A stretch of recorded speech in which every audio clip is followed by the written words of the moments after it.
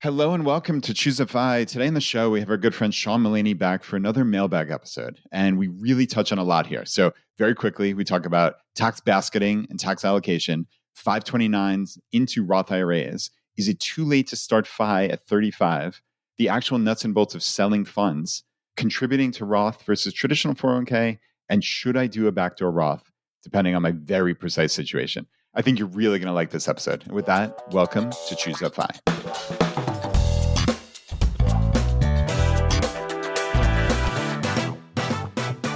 Sean, welcome back to the podcast. I really appreciate it, as always.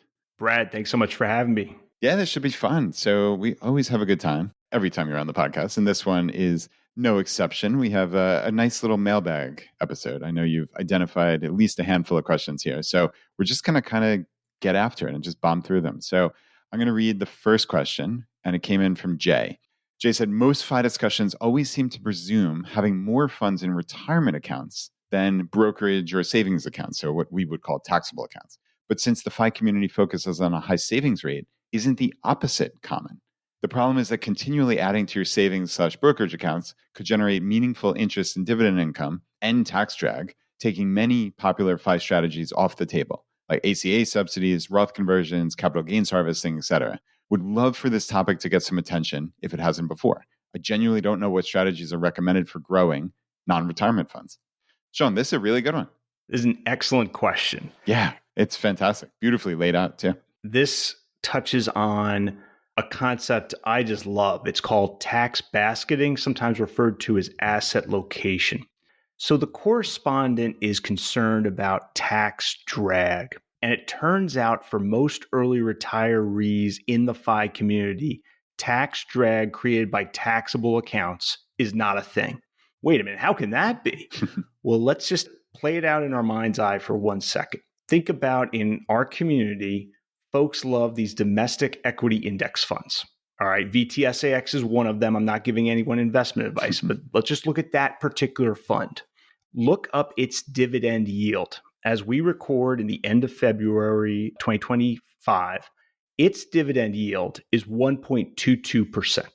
So let's play this out in early retirement. Say you get to early retirement and you're holding $1 million in a domestic equity index fund like VTSAX in your taxable brokerage account.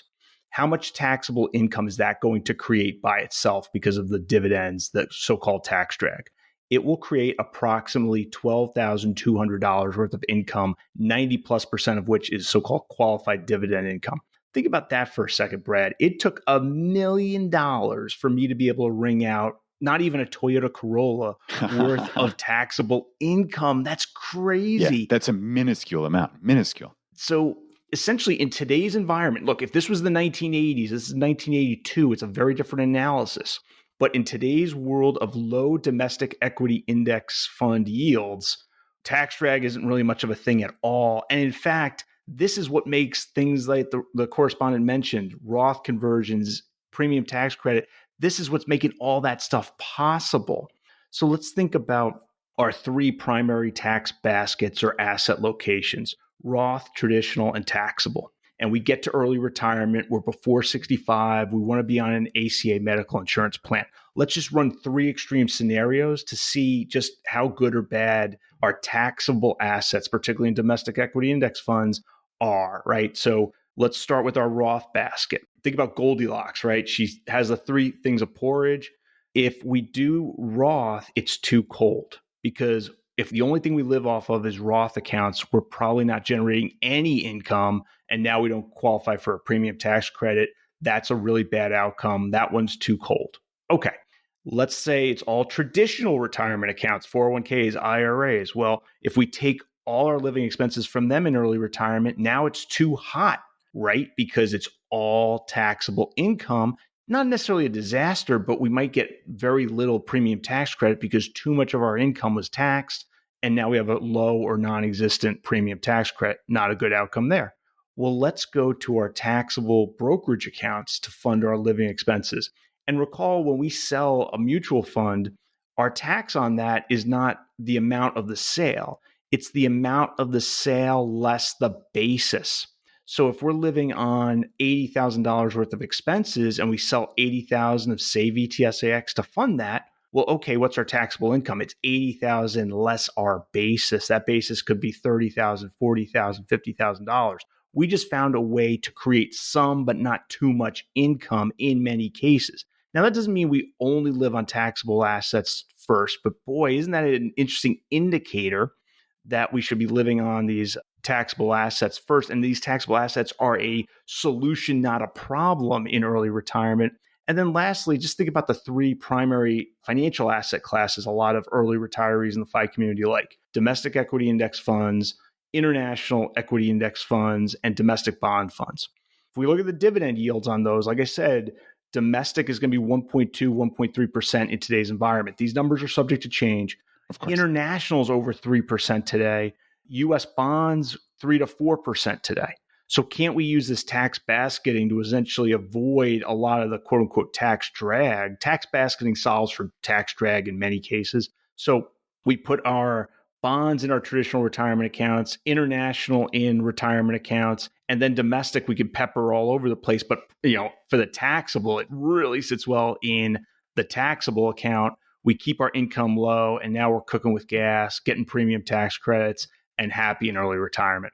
Yeah, I love that, Sean. So, right. It's essentially that last point is thinking about your net worth holistically, right? So I think some people like to say, oh, I'm going to have a 60-40 portfolio. So that means every single account, I'm saying this hypothetically, again, like you said, we're not giving advice here, obviously, but I'm going to put 60% equities and 40% bonds in every single account I have. And come hell or high water, right? Doesn't matter if it's a taxable account, if it's Roth IRA, traditional, 401k, whatever. That's not what you're advocating at all. And that's, I think, the intelligent way to look at this is say, okay, let's look at our net worth holistically. Let's see, we make our allocation as a general number, and then we apply it where it makes the most sense, right? So something that's kicking off a lot of income, like you said, a bond fund, for instance, or maybe that international fund, even at a 3% dividend, we don't want that in a taxable brokerage account necessarily if we have options, right? And I think that's the nice thing is you can look at this holistically and you can make decisions that best fit your portfolio allocation. So I think that's critical.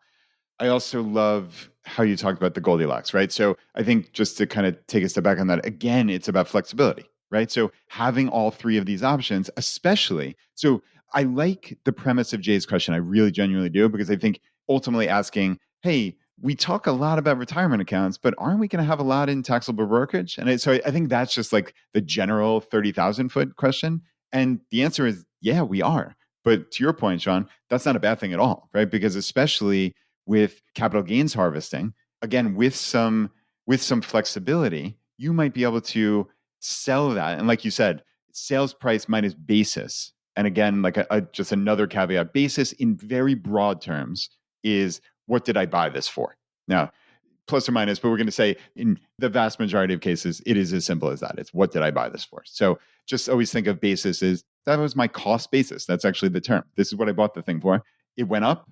And the difference in that is my unrealized capital gain until you realize it and actually sell the security. So just, again, conceptually for us to understand the vocabulary here. But yeah, I mean, Sean, it's really neat to just look at a portfolio holistically in terms of all of those wonderful things that Jay pointed out. The subsidies for the ACA, Roth conversions, capital gains, like you might be able to do a lot of these things. And to your point, you're in, again, Goldilocks, right? Like your income can't be too low or you won't get ACA subsidies. So therefore, 100% Roth doesn't make sense. So it just speaks to, all right, let's be a little diverse here. So I think Jay nailed it, but yeah, I think your answer is perfect.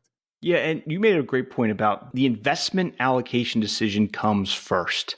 So if you're thinking about this and you're looking for content on ChooseFI, for example, whether it's J.L. Collins, Frank Vasquez, Big Earn, whoever you want to pick, or pick all of them and more, right? So that's the first decision. That decision has nothing to do with Roth IRA or traditional 401k. Once you've made that decision, then tax basketing steps in and says, well, okay, I've made my investment allocation decision, whatever that is. Now I'm going to come in and say, how do I hold that? And in today's environment with low dividend yields, and think about most in the FI community, I'm just going to make a generalization. most get to FI in, the early retirement phase, and they say half or more of my wealth is in traditional retirement accounts. Okay. Some people say, oh, that's a problem. I say, well, that gives you a great opportunity. Most people, and I'm not giving investment advice, are going to say, I want my bonds to be less than 50% of my portfolio. Well, if 50% plus one of my portfolio or more is in traditional 401ks and IRAs, and 50% minus one is supposed to be in domestic bonds, we've just solved for where do the bonds go very well. And all right, there could be some more equities in the traditional retirement accounts. That's fine. But we've just solved for, okay, we hold our bonds in these traditional retirement accounts. They sit very efficiently, and the interest income they're creating doesn't hit our tax return. We might do some Roth conversions. There might be a time when it does, but now we get to control it much more than just every year we're throwing all this interest income onto our tax return. So yeah, tax basketing, step 2, essentially. Step 1, investment allocation. Step 2, tax basketing. When we put them all together, it can be very powerful. Agreed. Okay, I think we nailed that one. So let's move on to Doug's question. So Doug said, with the Secure Act 2.0 and the resulting ability to move some 529 money to your kids' Roth IRAs in certain situations, can you have someone on that walks us through the process? So, Sean, you have elected yourself as the person to walk us through. So I guess first, for everyone, let's just talk high level. What's going on here? What's new? So this is a Secure 2.0 change. And what it says is subject to rules and limitations. A 529 can be emptied into a beneficiary's Roth IRA up to $35,000 for the beneficiary, and it's subject to the annual contribution limits. Today, as we record, that's $7,000 a person. And what it was intended for is its best use, which is a limited bailout of an overfunded 529. Now, I tend to favor finding another beneficiary. So if Junior has a kid's sister or, someone else you can change the beneficiary to on the 529, I tend to favor that. But let's say Junior doesn't have a kid's sister, we can easily change the beneficiary to and fund their college. You have an overfunded 529. What you could do every year, assuming you meet the terms and conditions, is say, okay, here's the 529. I'm going to move up to the annual contribution limit for Roth IRAs into Junior's Roth IRA. Now, this requires some coordination because this contribution substitutes for Junior making his own contribution to the Roth IRA.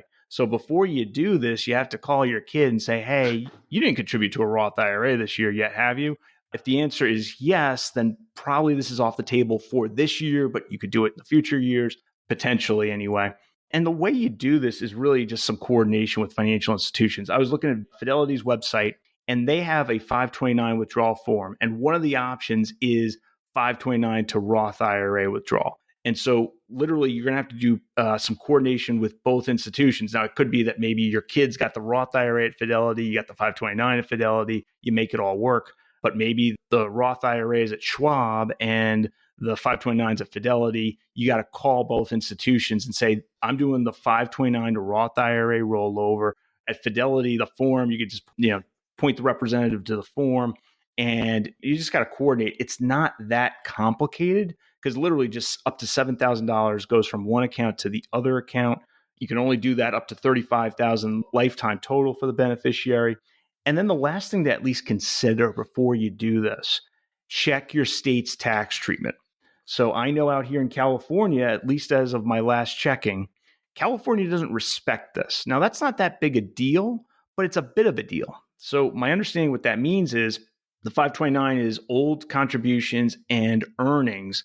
The earnings piece in California attracts California income tax and I believe a 2.5% withdrawal penalty. The tax out here for working parents could be like 9.3%. You add that penalty, you're now over 10 cents on the dollar. Now, you still might say, hey, I'm going to do that. But on your state income tax return, it might be less than optimal. And I know California is not the only state that has that treatment. So you're going to have to make a judgment call. But if you're in Texas or Florida, Nevada, Washington State, this is just not going to be a thing because they don't even have an income tax. And many states do have the same treatment, by the way. But to answer the correspondence question, it's really going to be coordination and paperwork between two different financial institutions, the 529 institution and the Roth IRA institution of your kid. So that's where it gets a little more complicated. Okay. So yeah, that makes sense. And yeah, just like always, I think as the years go by, many of these institutions, this will be old hat, right? Like this will be something they've done hundreds of thousands of times. Sure. Like I'm thinking, okay, I have Virginia 529. Like this just came into existence in the last year or two. I might actually have to call up and speak with somebody. It might not just be something I can click on the website, though I suspect there probably is something. But nevertheless, a handful of years from now, I suspect this will be something that's readily available at essentially every institution. But I think, Sean, the biggest point that's brand new to me is you can only, so it's as currently constituted, it's 35,000 is the lifetime limit for this, right? 35,000 is the lifetime limit. There are questions on margins about, well, what if I do this for one beneficiary and then change the beneficiary on the 529 account? There are questions about, what if I'm in Iowa's 529 and I accrue the 15 years there and then I roll it to Utah's 529? Have I just reset the 15-year clock that this thing is subject to? Yeah. So there are these questions on the margins. So this is one where you might need to seek some professional advice. Secure 2.0 has its own set of issues that I don't want to even get into today, but let's just assume it's valid law for the time being. So there's definitely some issues here. But look, for an overfunded 529, it could be a viable way of reducing that overfunding. I will say my view is you don't want to intentionally overfund a 529. And I get that that's easier said than done because college costs and scholarships, it's all variable. But some people got over their skis on this one. This came out and some people said this is the greatest thing since sliced bread. And it's like, no, it's actually not.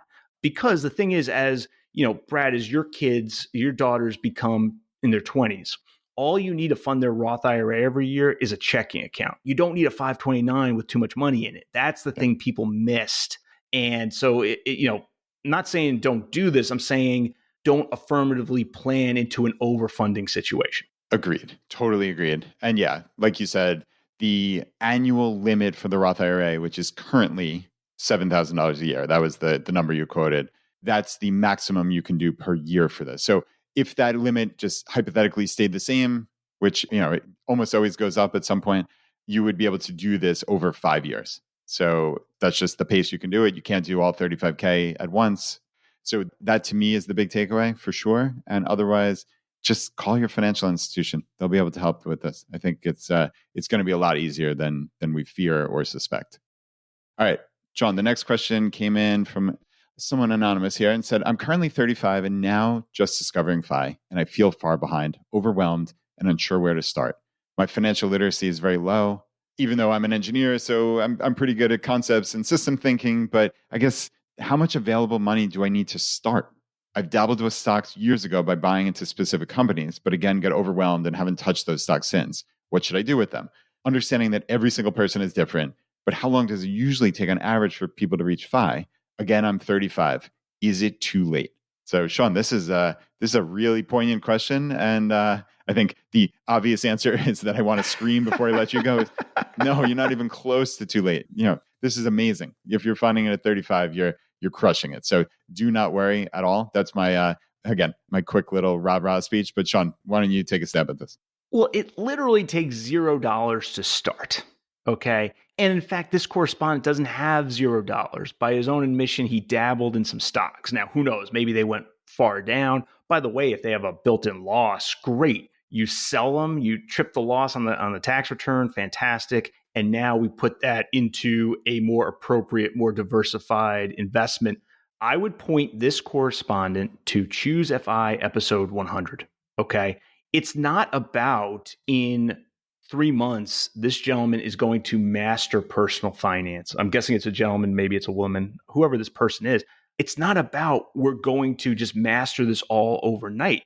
It's about marginal incremental gains and stacking those on top of each other. And ChooseFI episode 100, just a great place to start. You're not going to get overwhelmed, and you just learn some of the basic concepts. And then you'll learn, oh, there's a ChooseFI episode on this. There's a catching up to FI episode on that. There's a how to money on this. There's a blog post on that. You eventually just build and build and build, and you get there.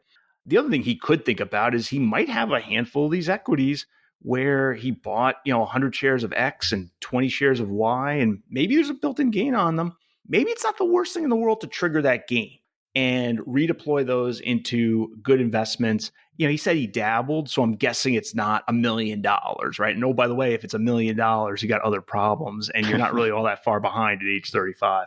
So he may want to think about selling these things and redeploying them. That's just one little tactical consideration, but in no way is it too late. And the entry price is zero, and just start being better with the first dollar you earn tomorrow. Yeah, Sean, I think so. Obviously, I kind of flippantly said, no, it's not too late, of course. And that is certainly true. But let's take a step back, right? And actually address the emotion behind this, which is some people do feel like it's too late. They feel like maybe they're beating themselves up for making mistakes in the past. Maybe they haven't saved as much. Maybe they wake up and they're 40 or 45 and they have a $0 net worth or a negative net worth. Let's be clear. It is never too late to start on the path to FI. I think very clearly, if the goal was only, Sean, maybe circa 2013, it's either you're FI or you're not FI, and everything else in between is immaterial, or we don't consider that progress, right? Like that was the old style thinking. Today's FI thinking is every action you take on your own behalf to make your life better in any way, certainly financially, is going to put you in a better position. So for this person, I don't know what their net worth is, but let's even assume it's zero. Right? Let's assume they have virtually nothing other than a couple of these stocks that maybe went down to zero, right? The first time they have $5,000 saved up because they made some changes that actually brought some money in, they were in the black every month and they could save, like their life is dramatically better. It's dramatically less stressful when you have a little bit of money, when you have a little bit of margin. So let's be clear, nobody is too late to make changes to make their life better. Nobody ever. So you could beat yourself up. I hope you don't, but you can't change the past. The past quite literally is the past. There's nothing we can do about it. So we can only make changes to make our life better today and every tomorrow thereafter. And I think that is the message of ChooseFI. I think that, frankly, is why we've been so popular over these last 8 years, because it's an empowering message. It's, hey, you can make changes. You can make dozens of them. You can make hundreds of them. And that's just that. You really can. You can do this. There are literally millions of people have listened to this podcast, and so many of them have taken action to make their life better. So please don't think you're ever behind. And ultimately, the money part of this is actually fairly straightforward. I mean, for a lot of people, again, like we've said 3 times now, we don't give advice here, Sean, as you well know, but like the advice that I give for my daughters, which that's advice I'm allowed to give, is just try to save as much as you can while still having a wonderful life. If you can make that, so not at 35, but at 22, when they get out of college, like save 30, 40, 50% of your income. And for me, my advice to them, again, and solely them, is invest in something like VTI, which is Vanguard's total stock market ETF. And you can buy that pretty much anywhere. Buy it at Fidelity, buy it at Schwab, buy it at Vanguard itself. You can get fractional shares at most places. But even if you can't, as of the day we're recording this, one share is $290. So to the question, okay, worst case scenario, if you can't buy fractional shares, it's $290 to start. So we're not talking a big hurdle here, right? Well, and Brad, you mentioned something around the tactics, and it's great to focus on, hey, how can we best tax basket, or how do we do the steps of a backdoor Roth IRA? But the generalities are worth 80% plus. And I'll give you an example in the ChooseFI Facebook group. Someone wrote a comment in the ChooseFI Facebook group not too long ago saying something to the effect of, I know I need to do a backdoor Roth. And I actually made a comment in there and I said, I'm going to, an exception from my general rule, I am going to give this individual person individual advice I want them to rely on. And it's this: you do not need a backdoor Roth IRA. No one needs a backdoor Roth IRA, right? You need nutrition, you need oxygen, you need some shelter, and, really hot day in the summer, you might need some air conditioning, really cold day in the winter, you might need some heating, that sort of thing. Many people have become very, very rich without ever having done a backdoor Roth IRA. Look, I like the backdoor Roth IRA, it's fine, but no one needs a backdoor Roth IRA. It's a good tactic to potentially deploy to get to financial independence. But, I think sometimes we overemphasize some of these tactics. Totally agreed. And let's be clear, I've never done a backdoor Roth IRA. I don't ever plan to. And that's just the deal. Just not something I'm interested in. And that might be silly. It might be stick your head in the sand, but I'm focusing on simplicity, Sean. I think that's another. We talked about asset allocation before being like, let's make the first step. For me, my operating principle is simplicity. And I think that's perfectly fine. I sleep really well at night knowing that. And just makes life easier. So I think we all need to figure out what that operating principle is for us. But there are people who love to optimize, and that's great. Do your thing. Nobody's going to have any issue with that. But please, everybody out there, don't think you have to at all. Yeah, I mean, so just one great piece of wisdom J.L. Collins had was to title his book The Simple Path to Wealth. And people say, well, wait a minute, that's just the simple path. And I come back with, well, the simple path and the best path are not necessarily mutually exclusive. Yeah. Yeah, that is the path for me. That's for sure. So, all right, Sean, next question came in from Frank. So Frank said, so here's my capital gains question. 1, I sell 200 shares of my Schwab S&P 500 mutual fund. 2, I will only be taxed on the gain from that sale. 3, who determines the gain, the actual dollar amount gained from the sale? And he said, I assume Schwab does this with their year-end reporting. So, okay, very general question on the nuts and bolts of capital gains. Great question, Frank. And the answer is you determine it and Schwab's 1099B form determines it. So what do I mean by that? There are rules that are far too complicated to get into specific detail on the ChooseFI podcast. But essentially, before you sell 100 shares, 200 shares of XYZ mutual fund, ETF, whatever it is, you can choose a cost recovery method. And what I think a lot of folks in the audience are going to want to do is they're going to want to go on Google, okay, and Google their specific institution. So in Frank's case, it would be Schwab. And then after that, after the term Schwab, Google specific lots or specific identification. And I know Schwab actually has a little resource. It's called How to Sell Specific Lots. And so what happens is it pulls up all the historic purchases. And you got to remember with dividend reinvestment, that could be dozens of them, even if you've only owned this for a handful of years, because all the dividends are paid out by the mutual fund or ETF or the stock and then reinvested if you have reinvestment set, which a lot of folks do. But what you could do is you can go in there and then you see the particular gain that's inherent in these 10 shares. And then these separate 20 shares you bought on another day, and these 30 shares you bought on another day, and these 4 shares that were dividend reinvestment. So you could do specific identification or sell specific lots or even parts of specific lots. So you want to sell 16 shares, you find a lot with 20 shares that has a high basis. Maybe the stock was, or the mutual fund or the ETF was really high. So when you do the specific identification before you sell, you're picking the specific lots or the specific shares you're selling, and that can reduce the capital gain that you ultimately report on your tax return. And then Frank is absolutely right. What happens is at the end of the year, and it's actually going to be in January, February, March, depending on the particular security and institution, they're going to send you, it's called a Form 1099-B. I think that stands for brokerage. And that reports your short and long-term capital gains during the previous year so that you could put it on the tax return. Oh, by the way, the IRS gets a copy of that. So you better put it on your tax return. So there you go. It's basically a combination of any step you take with respect to the specific identification. You can elect other things out. You can elect first in, first out, last in, first out. But the specific identification really lets you jigger it and get to a good place there. And like I'm saying, what you probably want to do is just Google, Vanguard, E-Trade, Schwab, Fidelity, whatever your institution is, and then put specific identification or specific lots after that in Google. And it should come up with some sort of resource about how you do it in their platform. Agreed. And I know I've done this at Vanguard many times, and it's really nice to have that granular detail just to be able to pick, because sometimes, frankly, there might be instances where you want more capital gains. There might be some instances where you want to minimize that. So having the ability to just not be that, okay, average cost is one option, or like you said, LIFO or FIFO, which is accountant speak, right? Like, oh, the first ones I bought, the last ones I bought, right? It's like, okay, I would always rather personally, and everybody can make their own decision, but I'd always rather just be able to very specifically pick the lot.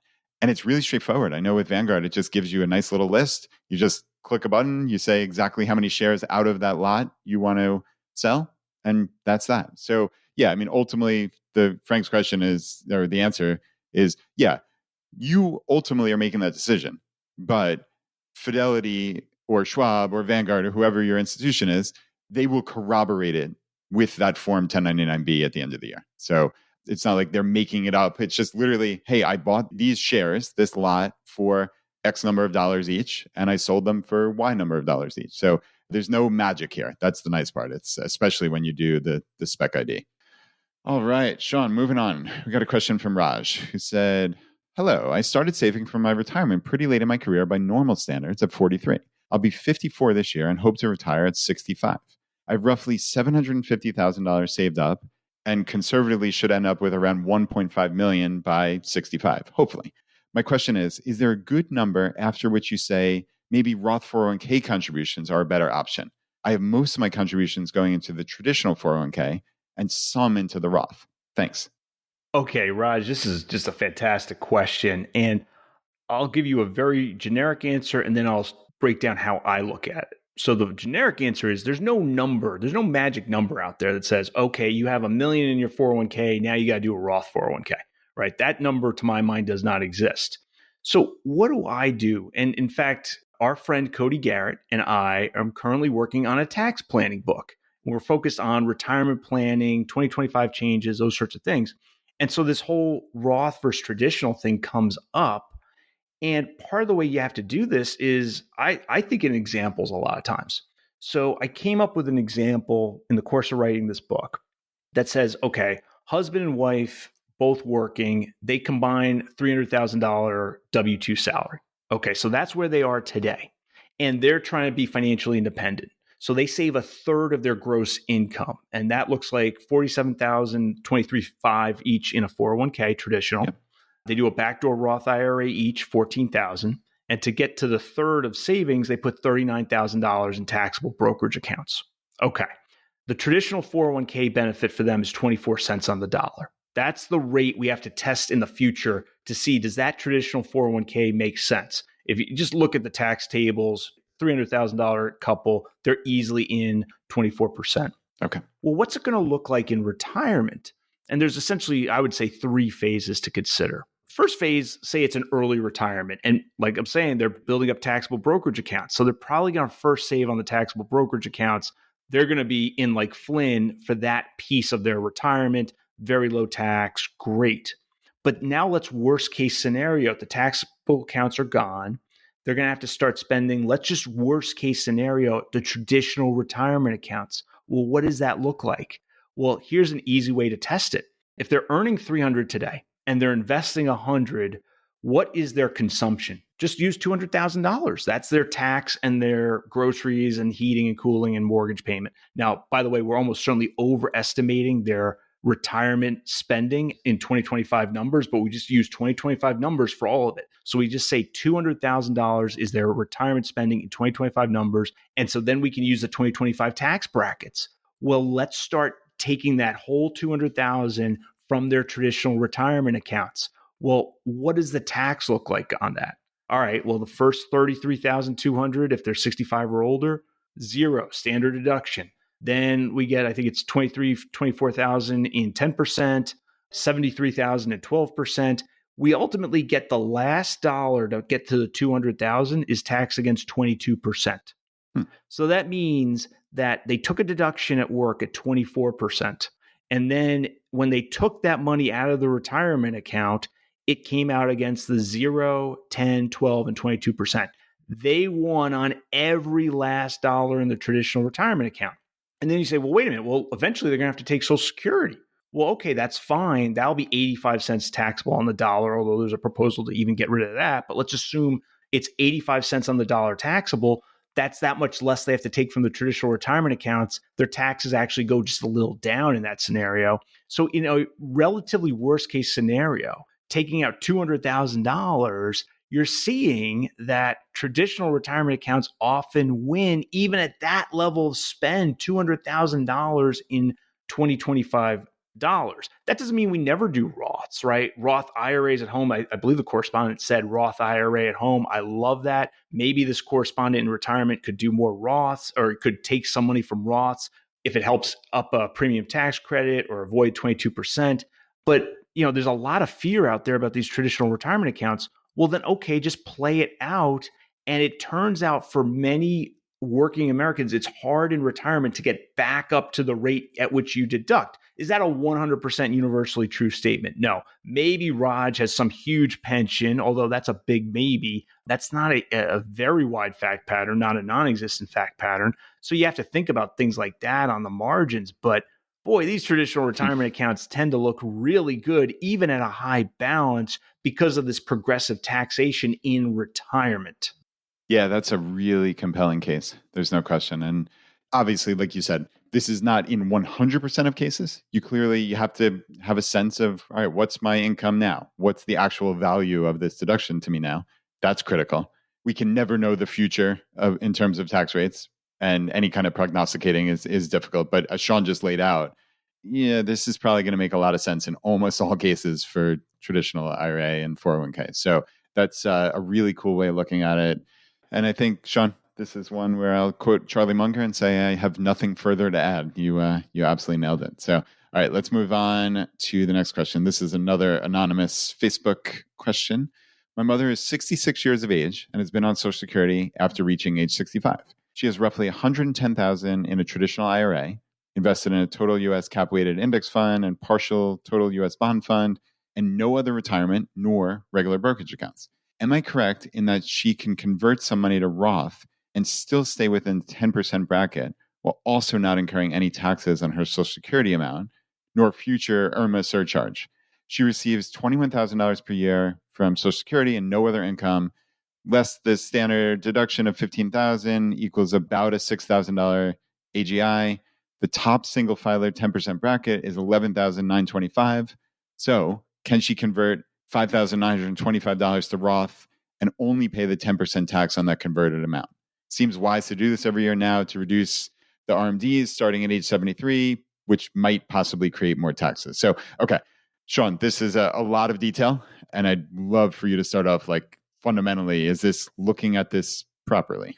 So, Brad, I know the term anger and the ChooseFI podcast don't typically go together, but they do not. Hearing this makes me angry, not at the correspondent, and the correspondent is bringing to light a great situation. I'm angry that someone in the general public could walk away, say, looking at his mother, right? We got to step back. Mom is, I think, 65, $21,000 a year in Social Security, $110,000 traditional IRA, and that's it. Yeah. All right. So this is somebody who is not doing very well economically. And what is our correspondent worried about? He's worried about RMDs and IRMA. I mean, that makes me angry, Brad. And here's the thing. Our correspondent wasn't born worrying about IRMA. Personal finance content creators created this fear in this gentleman that is nonsense. This is absolute nonsense. I'm getting worked up as I'm talking about this. I can tell. The next time you see somebody out there, IRMA, it's going to ruin your retirement. This is what comes out of stuff like that. That's nonsense. Cody Garrett was recently on the ChooseFI podcast with you, Brad. He mentioned the most apparently IRMA can even go up to is 3% of your income.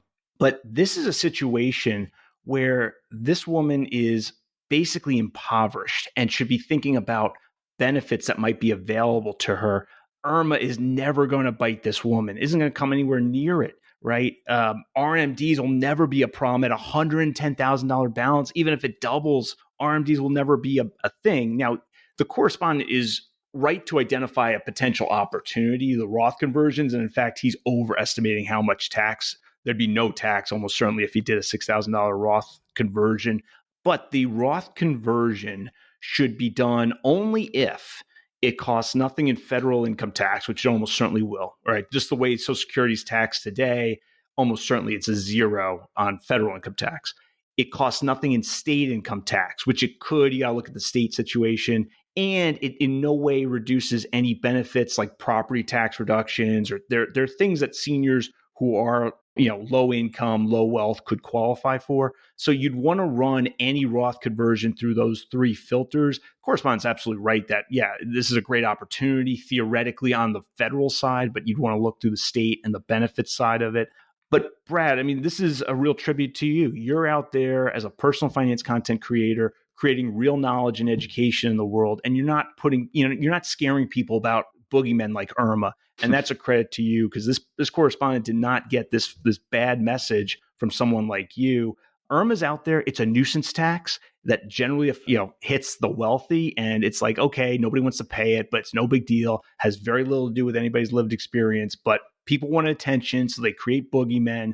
And that this is out there definitely got my dander up. Yeah, understandably so, right? I mean, we focus on the little minutiae sometimes, or people do, or like you're saying, these the boogeymen come out and scare people for no particular reason. But right, unfortunately, this person's mother gets about $1,750 a month to live on through their entire lifetime, has saved about $110,000, and like you said, that's a precarious financial position. Obviously, we don't know exactly, is she living with a family member, yada yada. We couldn't possibly know that, but nevertheless, I think it's you have to focus on the big things most of the time, and this is why there's always additional detail in the FI world. But at its essence, this really is simple. I think this is the larger message again to our earlier correspondent, starting too late at 35, and it's just most of this stuff is actually, it's pretty simple once you get into it. It's just you take these changes, you take action to make your life better, to save a little bit of extra money, to try to be able to save every single month, to be able to invest. And it starts compounding at a miraculous rate, frankly, is what I've seen in my own personal life with the way our net worth has grown. And I've seen in countless number of people who have written into me who've just done this. There's no get rich quick scheme. Like you're saying, like Sean, obviously, I'm not trying to sell anything to anybody. I'm just trying to give good advice, just like you. And first off, you and Cody Garrett putting a book together is like a dream team. So that's I'm super excited about that. And it's, you find the people who are doing it the right way and you listen to them. And I think for everybody out there, just don't get bogged down in the detail. You can get into the detail when it's important. And there's so many strategies. There's an incredible number of strategies. Like Sean said, you can find it on our podcast. We have 700 plus episodes. There are other amazing podcasters and blog writers and such. You can find all that, but just please don't get bogged down in the minutia over nothing, over a couple percent in this case on $100,000. I mean, we're talking pennies. And like Sean said, this person's not going to pay this. So let's be clear. But even if they did, it's nothing. And, every now and then, look, I'm a financial planning nerd. I like going down rabbit holes. What I don't like is fear, right? If you want to spend your Saturday afternoon going down some rabbit hole on the mega backdoor Roth, fine, have at it. But when you're doing stuff and you're worried about stuff because of fear, that's when I get angry, right? Where it's not just a hobby. Now we're worried about something because someone wants some attention. I just don't like that. I don't like this whole, hey, here's something to fear, so now read my article or click my video. That I don't like.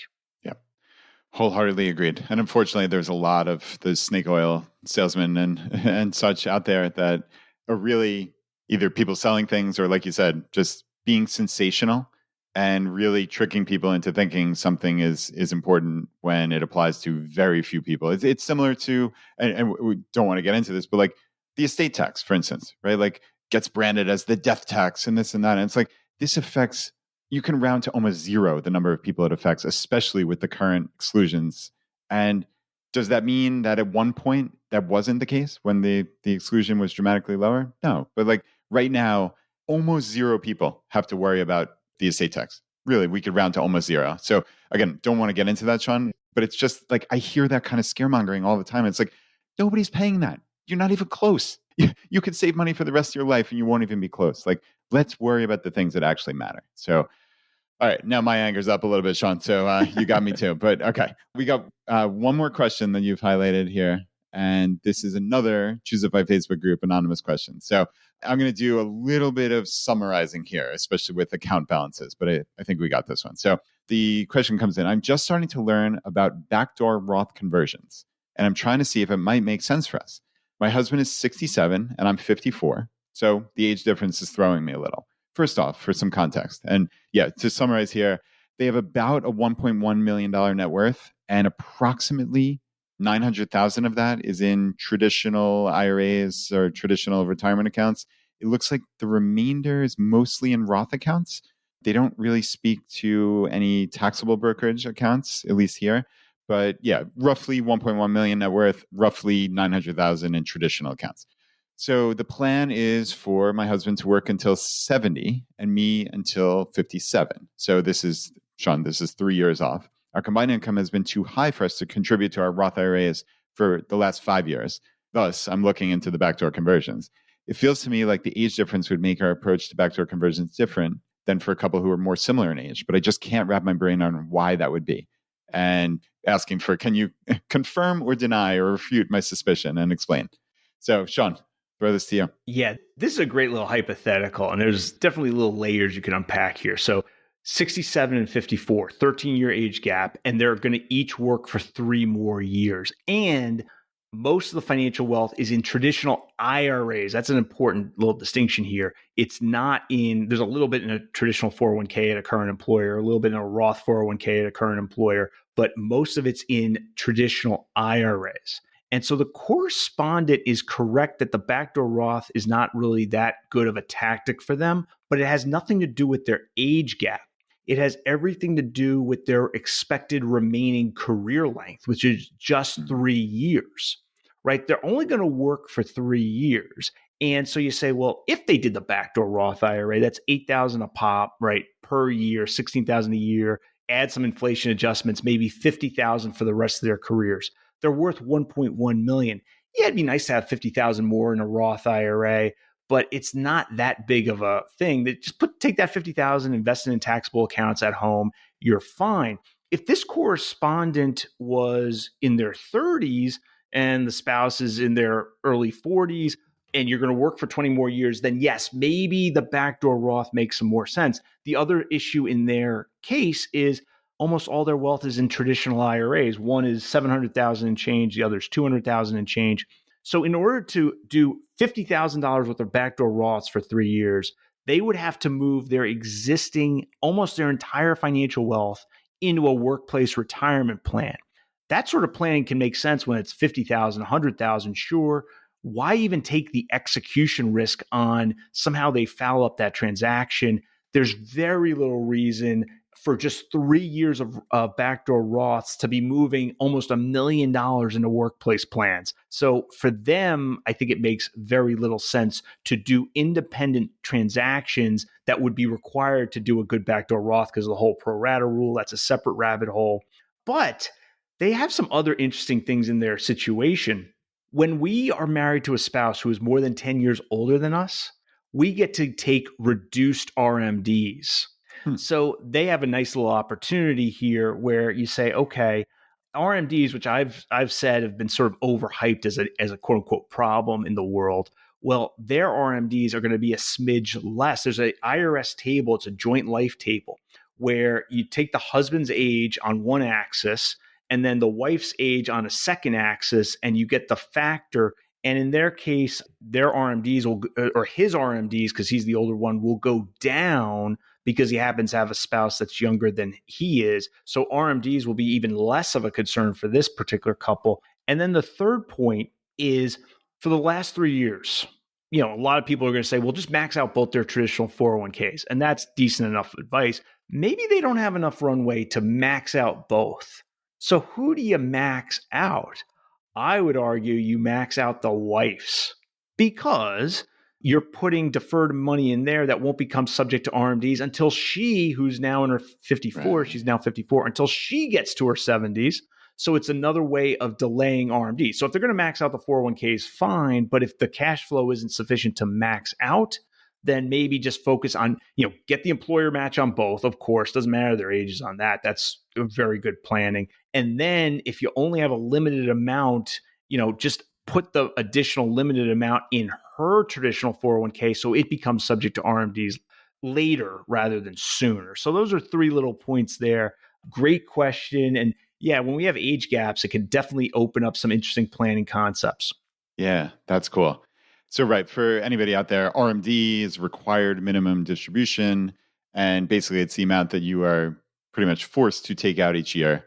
Again, there's certain rules. We can't go into that right now, but depending on the account and the age and et cetera. But nevertheless, what RMDs do is reduce your flexibility, because anytime that you are forced to take distributions from an account, it just reduces flexibility for all of the cool FI things and hacks that we can do, right? So you want to be in a position where you can mitigate that as much as possible. So Sean's idea here for it going in this case, the wife, the younger person's account, Okay, that pushes off RMDs for quite some time. So that's pretty cool.